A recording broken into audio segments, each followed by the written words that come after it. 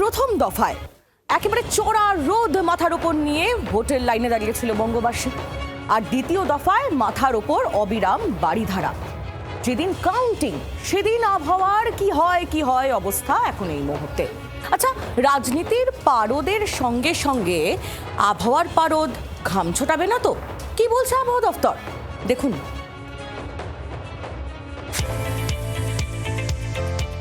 একটানা গরমের পর স্বস্তি দিয়েছে বৃষ্টি, এক ধাক্কায় অনেকটা নেমেছে তাপমাত্রার পারদ। চলতি বৈশাখে রেকর্ড বৃষ্টি পেয়েছে কলকাতা, মাঝে একদিনের সাময়িক বিরতি।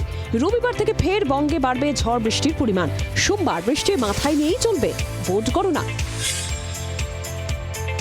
আলিপুর আবহাওয়া দপ্তর সূত্রে খবর, রবিবার থেকে বঙ্গে বাড়বে দুর্যোগ। সোমবার গণনার দিন উত্তরবঙ্গের জলপাইগুড়ি, দার্জিলিং, আলিপুরদুয়ার, কালিম্পং, কোচবিহার এবং মালদার কোনো জায়গায় বিক্ষিপ্তভাবে ভারী বৃষ্টির পূর্বাভাস।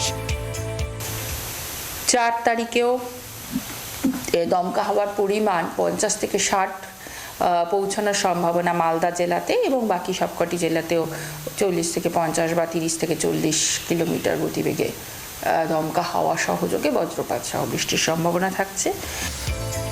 রবিবার থেকে কলকাতা সহ দক্ষিণবঙ্গের বেশিরভাগ জেলায় বাড়বে ঝড় বৃষ্টির পরিমাণ। সোমবার কলকাতা, উত্তর ও দক্ষিণ 24 পরগনা, পূর্ব পশ্চিম বর্ধমান, হাওড়া, হুগলি, বাঁকুড়া, পশ্চিম মেদিনীপুরে কালবৈশাখী সহ ঝড় বৃষ্টির সতর্কতা।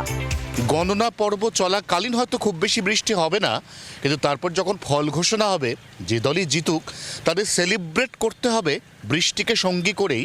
কারণ 4 মে ঠিক বেলা 12টা-1টার পর থেকে দক্ষিণবঙ্গের জেলায় জেলায় বৃষ্টিপাতের পরিমাণ বাড়বে। 24 ঘন্টার জন্য ক্যামেরায় দীপের সঙ্গে অয়ন, কলকাতা।